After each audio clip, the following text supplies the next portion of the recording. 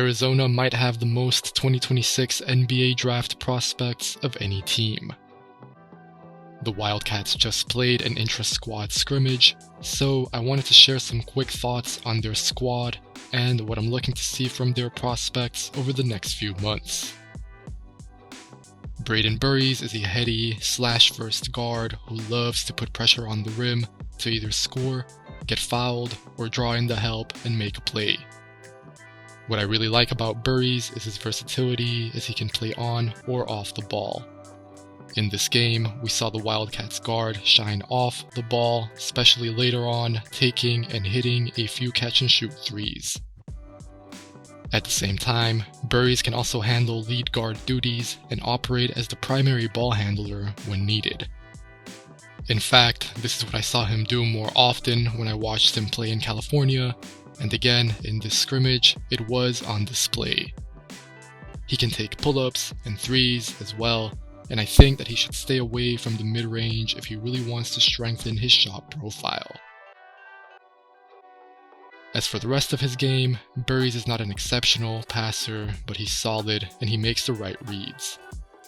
When stacking that with his ball handling and strength to get to his spots, that honestly might be all that he needs to reach his floor as a productive college guard. Overall, I feel really good about Burries after this performance, and he'll have a spot in my preseason top 30. Peat's showing in this game covered a lot of the items that I talked about with Abdel from Taco Takes on that edition of the Above and Beyond Conversations. I encourage you guys to check that out, but basically, Peat looks so much better when he's operating as a play finisher. If the Arizona freshman is cutting or moving hard off the ball, then he's a great target given his strength, verticality, and upside as a finisher. We saw some glimpses of that in this game, with Peat finishing a dangerous lob dunk in transition, or cutting baseline and throwing down a reverse jam. If the freshman's role this season focuses more so on his off-ball scoring and his switchy defense, then I think that Peat will solidify himself as a lottery pick. However, if he moves away from that and tries to do too much, I think a slide could happen. Peat's pull-up game and scoring still depends heavily on short mid-range looks, as well as his current style of bully ball hoops, which might not fully translate to the next level. Looking ahead, and as we've discussed before, Peat's value is going to come from his versatile, functional athleticism, as well as that play finishing that I just mentioned.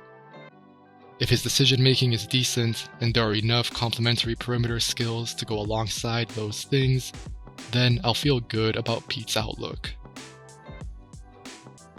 Dwayne Aristode is coming into this season as a sleeper after being injured during his last year of high school basketball, but he's a real prospect to keep in mind. The Dutch wing looks the part, with long arms, rock-solid strength, and a scalable 3-and-D skill set that will make him an easy fit next to other players. I'm thinking that Aristode is probably going to operate out of spot-ups most of the time at the next level, so I'm thinking his season might be linked to his three-point shooting. If the shot goes in, then Aristode has a sufficient handle, strength, and finishing to drive closeouts. He'll also be very valuable on defense. Down that end of the floor, he'll be able to guard basically any type of wing, and I expect him to probably survive switches against some bigs as well. We haven't seen Aristode play in a while, so I'm hesitant to include the Netherlands prospect in my preseason board, but he'll make my rankings quickly if he plays relatively well. I recently mentioned that Motiejus Krivas was one of the best returning bigs in this draft. Krivas only played 8 games last season before getting shut down with a foot injury, but before that I had him as a top 15 pick in my very first draft board for 2025. That was a bit high, but I still like the look of Krivas quite a bit. He's huge at 7'2", with some real skill to go alongside that size. In this game, my favorite moments were all about the skills that can translate to the NBA. First, Krivas had a nice and deceptive short roll pass. Then he also had a powerful rim run that finished with a dunk and a foul. The Lithuanian center can create his own shot with his back to the basket, but thinking about the NBA, he's going to be more so a play finisher on offense and then probably a drop defender down the other end. This was a very promising first display, and Krivas could quickly shoot up draft boards as long as he stays healthy. Even Kharchenkov is a pretty quiet sleeper, but he has pro experience with Bayern Munich and prototypical wing size to go with a modern skill set. The German prospect can dribble, pass, and shoot to some extent, and it will be intriguing to see how far these three areas stretch exactly during his first season with the Wildcats. In this scrimmage, Kharchenkov was empowered to make some decisions on the ball to mixed results. In the NBA, or even now, he'll never be a primary ball handler, but he needs to show that he can make the right reads at the right time with the right accuracy. Then, scoring-wise, I also believe that Kharchenkov will also be better as a connector. If he can make spot-ups, drive closeouts, and keep making logical decisions, that's a pretty good outcome. Making sure that the threes go in will be important since Kharchenkov's percentages from deep have usually been in the 20s. Still, the new Arizona recruit was already asked to do a lot of these things with Bayern last season.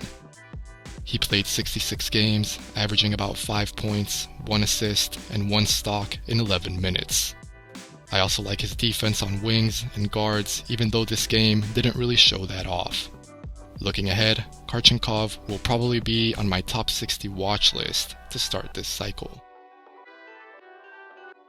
Sidi Gueye might need some time to adjust to the speed and physicality of American basketball, but I'm fairly high on him long term. Gueye comes to Arizona from Real Madrid, where he was a standout prospect as a defensive-minded big. The 17-year-old center is long and rangy at 6'11" with a 7'4" wingspan. I think that he'll be able to switch out on the perimeter in addition to blocking shots around the rim.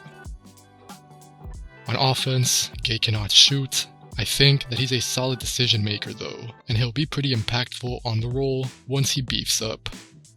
A rim-running big who can space the floor vertically by catching lobs and blocking shots definitely has value at the next level.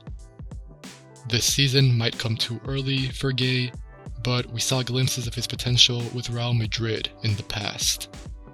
Looking towards the future, Gueye definitely needs to get stronger, especially since he's very young and the college game is getting older.